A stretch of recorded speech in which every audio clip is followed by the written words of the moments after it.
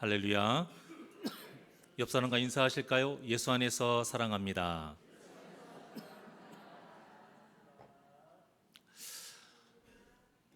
네, 오늘 말씀의 제목이 좀 어때요? 일반적이지가 않습니다. 우리가 뭐라고 죽이고 살릴 수 있겠습니까?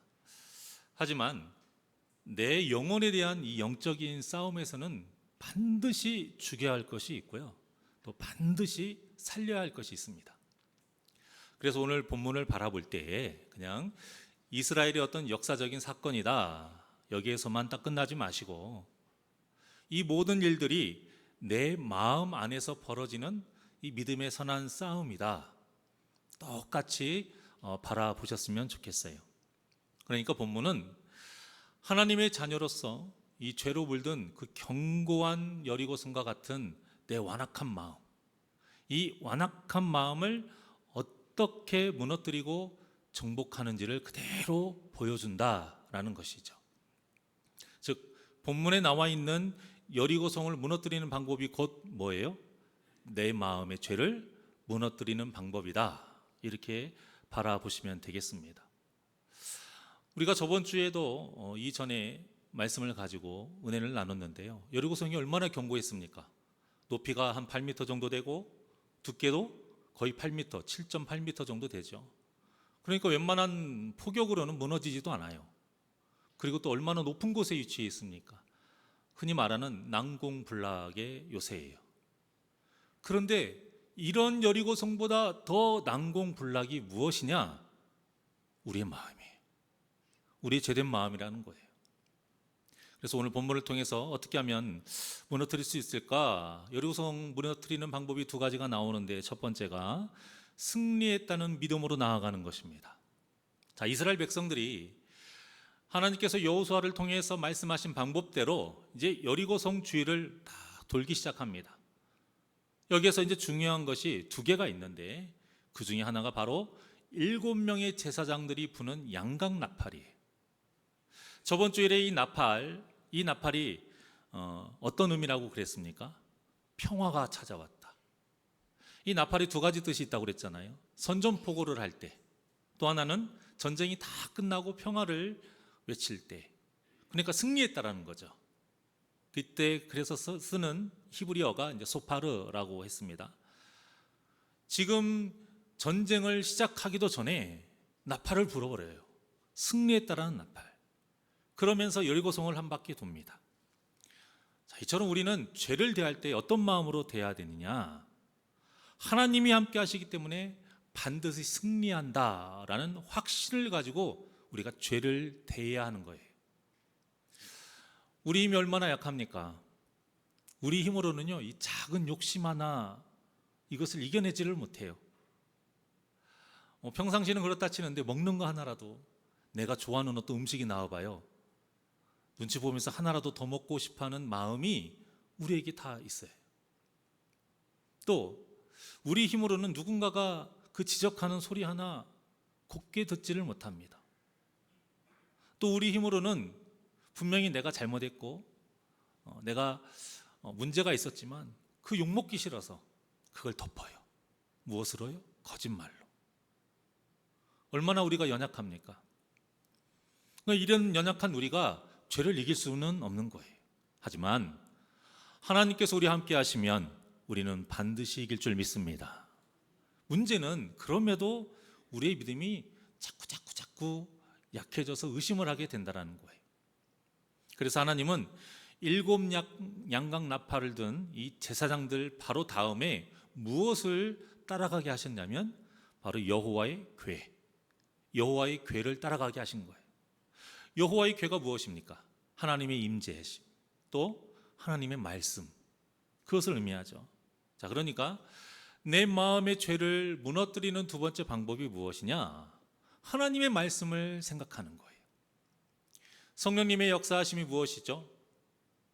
예수님께서 가르쳐 주신 그 말씀을 생각나게 하는 겁니다. 이것이 중요한 거예요. 자, 우리가 이 본문의 이스라엘 백성이라고 가정을 해보죠.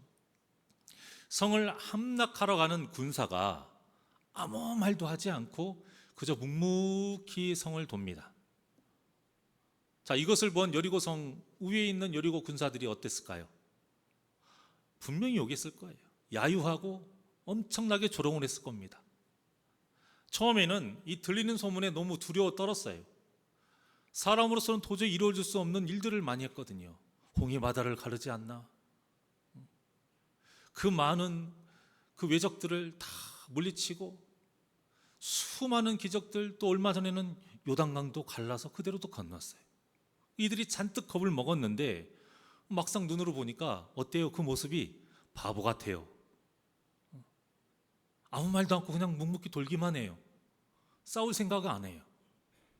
뭐 첫날이야 너무 예상 외의 모습이니까 혹시나 하는 마음에 좀 긴장을 했을 수는 있어요. 그런데 다음 날도 또 똑같은 모습, 그 다음 날도 7일 내동 이런 모습을 본다고 생각해 보십시오. 분명히 욕을 했을 것이고 야유를 하면서 조롱했을 겁니다. 자, 그러면 이스라엘 백성들은 마음이 편했느냐? 또 그러지 않았을 거예요. 첫날에는 그저 묵묵히 순종할 수 있었지만 날이 갈수록 이게 뭐 하는 것이지? 이런 생각이 들 수 있을 거라는 거죠. 자, 그렇다고 이런 말을 옆 사람하고 할 수 있어요, 없어요? 할 수 없어요. 말하지 말라고 하셨거든요. 근데 거기에다가 그냥 걸어가면 괜찮은데 위에서 아까 말씀드렸던 여리고성의 군사들이 갖은 욕을 다 하고 야유를 하고 조롱하는 소리가 점점 심해집니다. 그게 얼마나 많은 생각이 들겠어요. 여러분, 이런 때 드는 생각들은요 절대 긍정적인 생각을 할 수가 없습니다. 100%예요. 이것을 누구보다도 잘 아시는 분이 누구냐? 바로 우리의 하나님이시죠. 이렇게 생각이 많아지고 부정적인 생각이 들면 자꾸 의심할 것을 누구보다도 우리 하나님이 잘 알고 계세요. 그래서 그들의 눈앞에 무엇을 세워놓으셨느냐? 여호와의 궤를 세워놓으신 거예요. 7 양강나팔을 통해서 승리했다. 반드시 하나님께서 우리에게 주셨다. 열심히 하면 줄 수도 있다. 이게 아니에요. 확정된 거예요. 그럼에도 자꾸 불안한 생각이 드니까 여호와의 궤를 눈앞에 딱 보게 하시면서 믿어라, 이것이죠. 귀로는 승리의 나팔을 듣게 하시고 눈으로는 하나님이 함께 하시고 말씀을 상징하는 여호와의 궤를 보게 하시면서 그들의 입을 닫게 하신 거예요. 여러분, 이 모습이 우리가 신앙생활할 때의 모습이에요. 귀로는 하나님의 말씀을 의심하게 하는 그 세상의 모든 소리 듣는 것이 아니에요. 그런 세상의 소리 듣지 않고 오직 하나님께서 우리에게 하신 그 승리의 말씀만 우리가 들어야 되고요. 또 눈으로는 여리고성과 같이 그렇게 절대 무너지지 않을 것 같은 그런 지긋지긋하게 나를 죄짓게 하는 내 악한 마음, 이런 걸 보지 않고요. 오직 하나님께서 약속하신 그 말씀만을 봐야 하는 겁니다. 그래야 믿음이 생기고요. 그 믿음이 생기기 때문에 우리의 입이 굳게 다물어질 수 있고 하나님의 명령하신 대로 그저 묵묵히 순종할 수 있는 겁니다. 우리가 지금까지 신앙생활하면서 나름 믿음 있게 순종했을 때의 모습을 한번 생각해 보십시오. 또 우리 주위에 우리 성도님들 중에 정말 하나님의 말씀대로 순종하는 성도님들이 있잖아요. 그들의 모습을 한번 잘 생각해 보세요. 딱 이 모습이에요. 딱 이 모습. 순종하는 성도는요 절대 부정적인 말, 악한 말, 또 세상적인 말 거기에 귀 기울이지 않습니다. 또 아무리 힘든 고난과 시련 속에서도 절대 다른 곳에 한눈 팔지 않아요. 그저 묵묵히 말씀과 기도로 하나님만 바라보면서 순종합니다. 그런데 불순종할 때는 완전 반대예요. 어때요? 아무리 선포되는 하나님의 말씀을 들어도요, 아무리 이 성경 말씀을 읽어도, 아무리 주위에서 믿음의 권면의 그 말을 들어도 귀와 눈을 닫아버립니다. 그리고 입을 열어서는 온갖 죄 짓는 말만 하는 거예요. 그래서 성도는 순종이 제사보다 낫다라는 이 말씀의 뜻을 깊이 새겨야 됩니다. 불순종의 죄는 말씀을 몰라서 짓는 것이 아니라 알지만 거부하고 반대로 돌아서기 때문에 짓는 거예요. 이것은 그만큼 사탄의 능력이 엄청나다는 것을 뜻합니다. 이 어느 정도 노력하는 것으로는요, 이런 사탄의 유혹을 절대 이길 수가 없는 거예요. 오직 살아계신 하나님의 말씀만이 우리의 성령의 검이 되어 이 사탄의 유혹을 물리칠 수 있다는 것을 믿으시기를 바랍니다. 그렇게 견고했던 여리고성이 하나님의 말씀대로 순종을 했더니 어때요? 말도 안 되는 방법으로 그냥 힘없이 무너져 버립니다. 자, 그리고는 하나님께서 명령하신 대로 이스라엘 백성들이 이제 여리고성에 들어가서 무엇을 합니까? 모든 것을 진멸합니다. 자, 21절을 한번 보실까요? 21절 시작.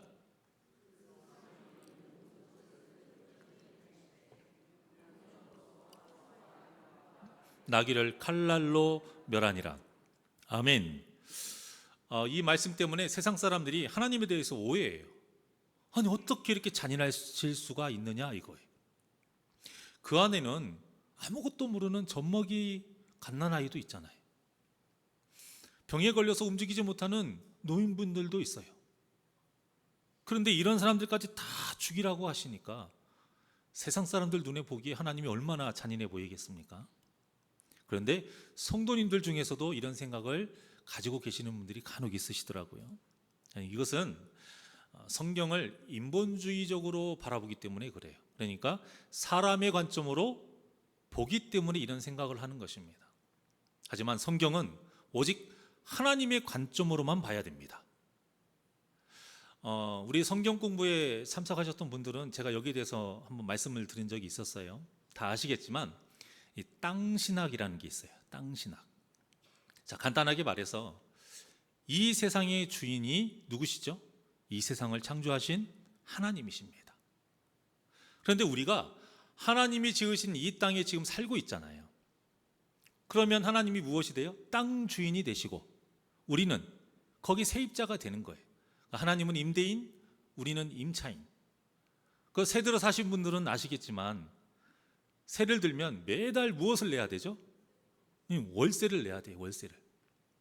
만약 월세를 내지 못하면 이제 보증금에서 그만큼 제하죠. 그렇게 계속 제하다가 이제 보증금도 남지 않으면 어떻게 됩니까? 나가야 돼요. 그 집을 나가야 돼요. 이 가나안 정복 전쟁을 이렇게 이해하시면 되는 거예요. 하나님께서 우리에게 이 세상에서 살도록 허락하셨을 때에 바라시는 것은 다른 게 아니에요. 딱 하나입니다. 딱 하나. 하나님의 말씀대로 살라는 거예요. 죄 짓지 말고 의롭게 살라는 겁니다. 그런데 이 가나안 땅에 사는 사람들이 계속 죄를 지었던 거예요.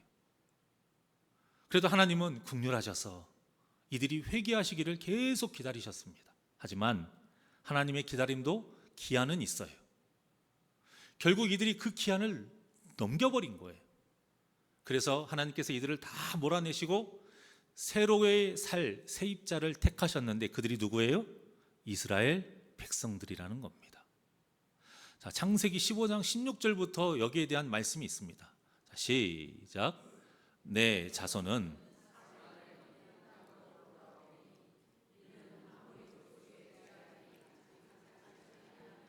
하시더니 아멘. 자, 이 땅이 어디냐면 가나안 땅입니다. 아모리족 속의 죄악. 이 가나안 사람의 이 죄악의 상태를 지금 상징하고 있어요.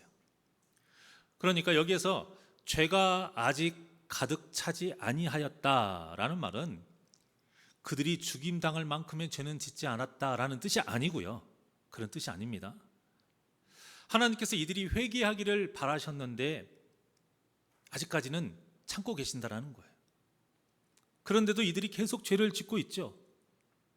그래서 이 말씀과 같이 이스라엘 백성들이 4대 만에 약 430년 정도 되죠. 4대 만에 애굽 생활에서 탈출을 하고 40년 동안 광야 생활을 딱 끝마쳤을 때까지도 가나안 사람들이 계속 죄를 지은 거예요. 남겨놓은 보증금도 다 까먹은 거예요. 그래서 이제는 쫓겨나야죠. 그래서 그때에 하나님께서 지금까지 기다리시고 국률로 바라보셨던 사랑을 딱 멈추십니다.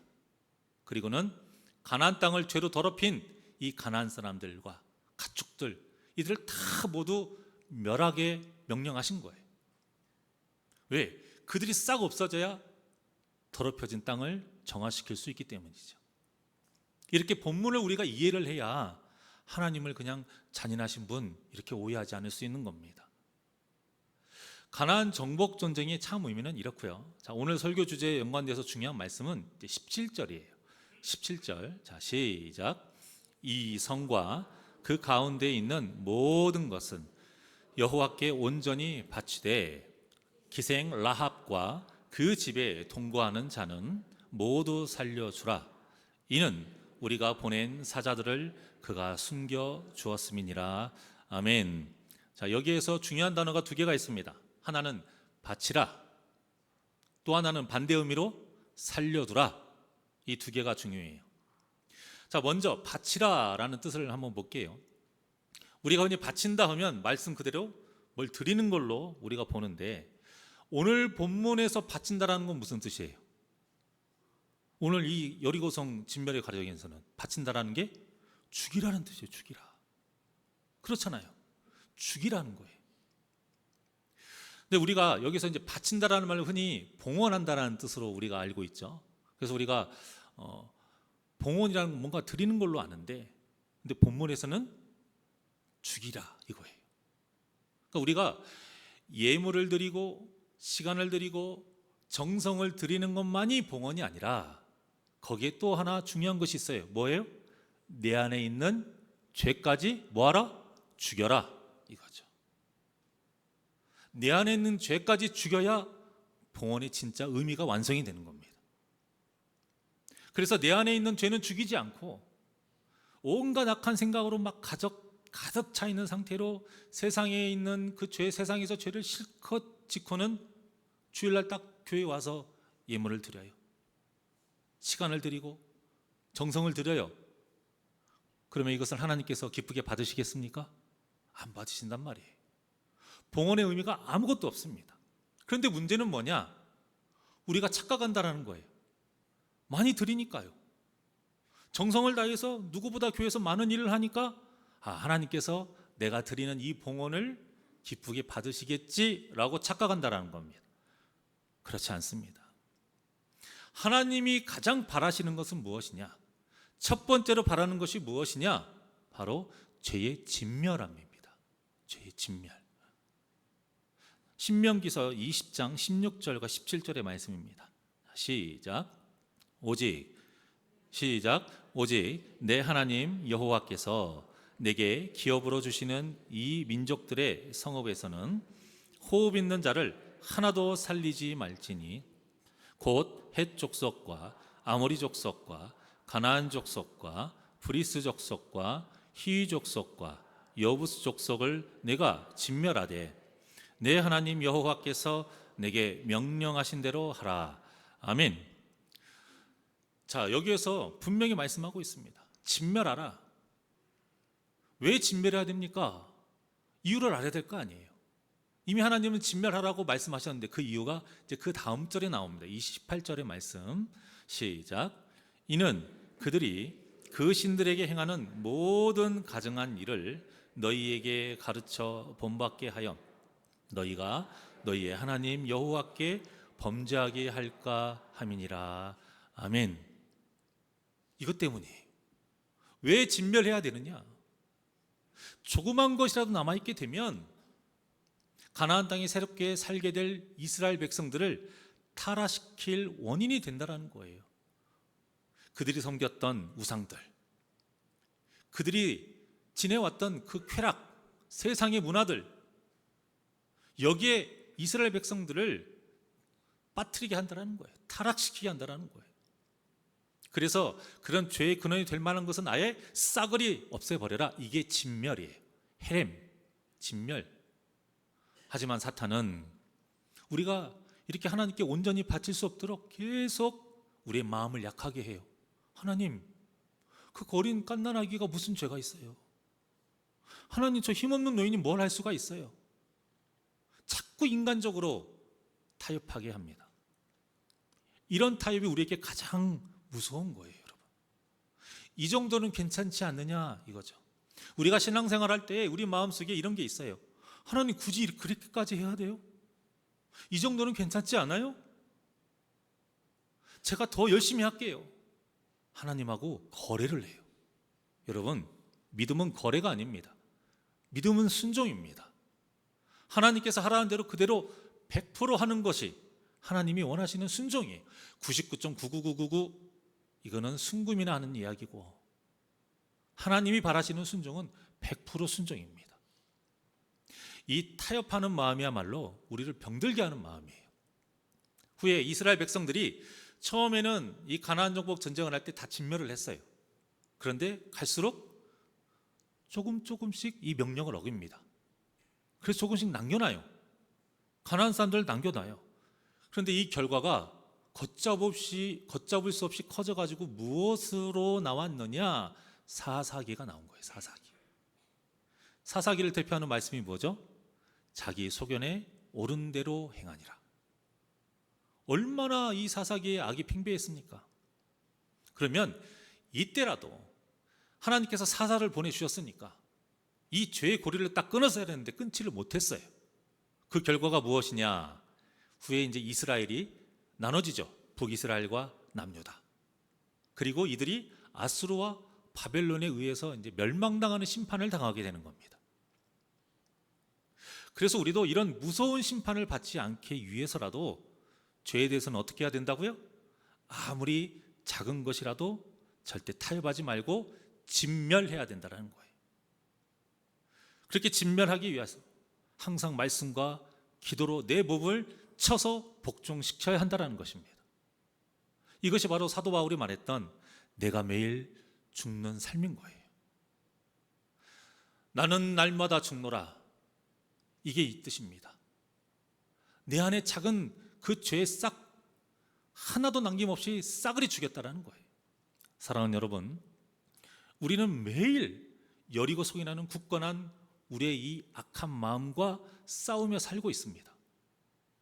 이 싸움에서 우리가 승리하려면 하나님 뜻에 맞지 않는 것이 어떤 것이라도 남기지 않고 싹 죽여야 합니다. 이렇게 오직 말씀과 기도로 내 안의 죄를 죽이며 믿음의 선한 싸움에서 매일매일 승리하시는 복된 저와 여러분이 되시기를 원합니다. 그리고 또 중요한 단어가 하나 있다고 그랬죠. 뭐였습니까? 살려두라. 본문에서는 누구를 살려둡니까? 기생 라합과 이제 그와 함께한 사람들을 다 살려둡니다. 이처럼 우리 마음에도 믿음의 선한 싸움에서 죄는 완전히 죽이되, 완전히 진멸하되 내 안에서 살려줘야 될 것이 또 있다라는 거예요. 자, 그게 무엇인지 라합과 관계된 말씀에 나와 있습니다. 여호수아서 2장 17절과 18절의 말씀입니다. 자, 시작. 그 사람들이 그에게 이르되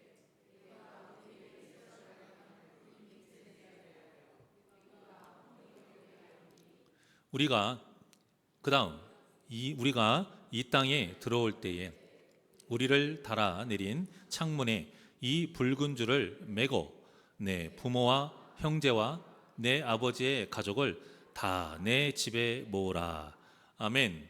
자, 18절에 보면 창문에 붉은 줄을 매고 집에 있으면 이게 조건입니다.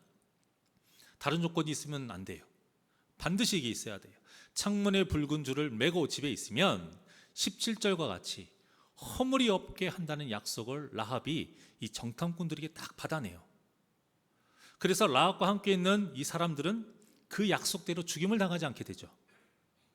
여기에서 창문에 매단 붉은 줄, 이것은 예수 그리스도를 예표합니다. 그러니까 믿음의 선한 싸움에서 우리의 마음에 반드시 살아서 역사해야 되는 것이 있는데 그것이 무엇이냐? 바로 예수 그리스도이신 거예요. 우리가 계속 불렀던 내가 죽고 주가 살고, 이 찬양의 뜻이 바로 이겁니다. 우리는 십자가 군사예요. 한마디로 지금 우리는 뭐 하는 중이에요? 전쟁 중이에요. 그렇다면 이 예배의 시간도 영적인 전쟁의 시간이라는 뜻입니다. 전에도 말씀드렸지만 사탄이 가장 역사하는 곳은 죄가 만연한 곳이 아니에요. 그런 곳은 그냥 관리만 하면 돼요. 왜냐? 시키지 않아도 알아서 잘 죄를 지으니까요. 그런데 하나님께 예배하는 교회는 그러지 않아요. 사탄이 머리 아프게 전략을 막 짜고 발바닥에 땀이 나도록 일하는 것이 바로 이 예배의 전이에요. 바로 이 시간, 바로 여러분 마음속. 그래서 교회 오기 전부터 사탄이 어떻게 합니까? 밑작업을 다 하죠. 아침에 왜 이렇게 늦게 일어나냐? 주일 아침부터 왜 마음 상하게 하냐? 별것도 아닌 일에 이제 가족끼리 서로 감정 상하게 만듭니다. 자, 그걸 이겨내면 끝이냐? 또 아니에요. 교회 들어오는 순간부터 별의별 것도 아닌 것으로 이제 마음 상하는 일이 있어요. 왜 인사를 저렇게 하지? 또 어떤 분은 왜 인사를 안 하지? 내가 인사했는데 왜 안 받아주지? 교회 들어왔더니 왜 이렇게 더워? 들어왔더니 왜 이렇게 추워? 더워도 시험이고 추워도 시험이에요. 그런 것으로 우리의 마음을 자꾸 이제 분탕질을 시켜요. 예배 집중하지 못하게. 그러면 예배할 때는 괜찮느냐? 아니요. 일주일간의 피로가 분명히 토요일 저녁까지는 쌩쌩했는데 말씀만 들으면, 아니 찬송 부를 때까지도 쌩쌩했는데 말씀만 들으면 점점 유체 이탈이 일어나요. 내 몸에서 영혼이 빠져나가요. 분명히 내 눈은 목사님을 보고 있는데 아니에요. 위에서 나를 쳐다봐요. 그리고 말씀에 집중 못하게 자꾸 어떤 세상의 어떤 문제들, 내 마음을 심란하게 떠는 문제들, 자꾸 그런 잡생각을 나게 한단 말입니다. 여러분, 이것들이 그냥 있을 법한 일이 아니에요. 당연한 일이 아닙니다. 영적으로 바라봐야 돼요. 이 모든 것들이 다 우리의 원수인 사탄이 우리를 무너뜨리기 위해서 지금 공격하고 있는 겁니다. 그러니 우리 삶의 모든 순간이 영적인 전쟁인 것을 아시고 믿음으로 꼭 죄에서 승리하시기를 바랍니다. 이렇게 죄를 이기고 믿음을 지키는 것을 뭐라고 말하느냐? 성경에서는 거룩하다라고 하는 거예요. 죄를 이겨야 세상과 구별되는 거예요. 제가 거룩이 뭐라고 그랬습니까? 경건, 할렐루야, 이게 아니라고 그랬잖아요. 구별되다라는 뜻이에요. 물과 기름이 섞이지 않는 것처럼 세상 사람과 믿음의 사람이 섞이지 않아요. 그것이 무엇이냐? 죄를 이기는 거예요. 그리고 이 거룩한 모습을 또 성경은 뭐라고 하느냐? 예수님을 닮는다라고 말해요. 또 이렇게 예수님을 닮아가면서 믿음의 선한 싸움에서 계속 승리해야 될 때의 결과가 나오는데요. 27절입니다. 본문 27절. 자, 시작. 여호와께서 여호수아와 함께 하시니 여호수아의 소문이 그 온 땅에 퍼지니라. 할렐루야. 이처럼 성도의 믿음의 선한 싸움에서 승리한 결과는 온 세상에 하나님의 영광이 나타나는 것입니다. 여호수아의 소문은 결국 여호수아와 함께 하셔서 승리할 수 있도록 도와주신 누구의 이야기예요? 하나님의 이야기예요.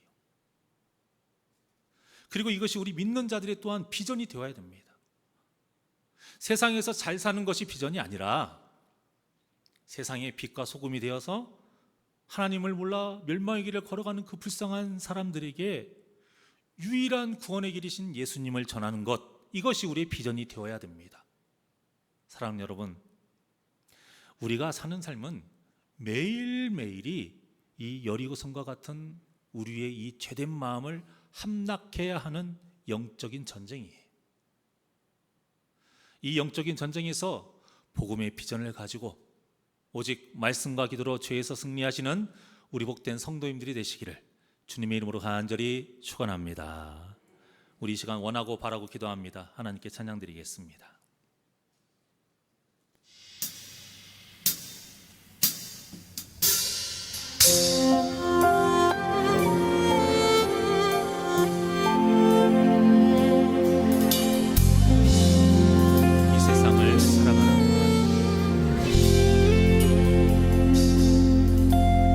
이 세상을 살아가는 동안에 나의 힘을 의지할 수 없으니 기도하건 억심하지 말 것은 주께서 참 소망이 되심이라.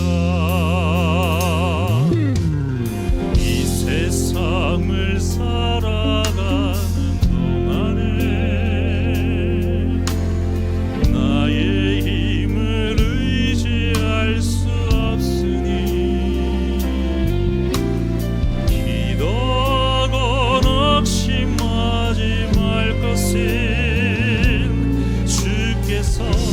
참 소망이 되심이라. 하나님의 꿈이 나의 비전이 되고 예수님의 성품이 나의 인격이 되고 성령님의 권능이 나의 능력이 되길 원하고 바라고 기도합니다. 우리 두 손을 가슴에 얹고 주의 길을 걸어가는 동안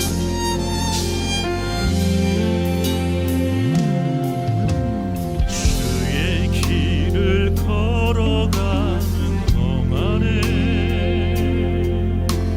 세상의 것 의지할 수 없으니